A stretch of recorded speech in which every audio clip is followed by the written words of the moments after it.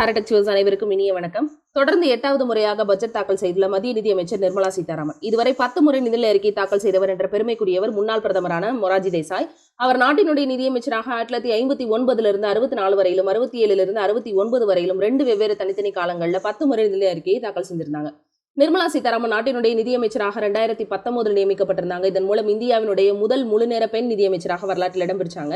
2024 மக்களவைத் தேர்தலுக்கு முன்பாக இடைக்கால நிதி அறிக்கையை தாக்கல் செய்த நிர்மலா சீதாராமன் பிரதமர் மோடியினுடைய 3வது ஆட்சியை தொடர்ந்து தற்போது 8வது முறையாக பட்ஜெட் தாக்கல் செய்த மத்திய நிதியமைச்சர் என்ற பெருமையை இவங்க என்ன செய்றாங்க அப்படின்னா பெறுறாங்க. இந்த நிதியாண்டுக்கு அதாவது இந்த பட்ஜெட்ல இவருடைய உரை நேரம் அப்படின்றது 2 மணி நேரம் 15 நிமிடங்கள்.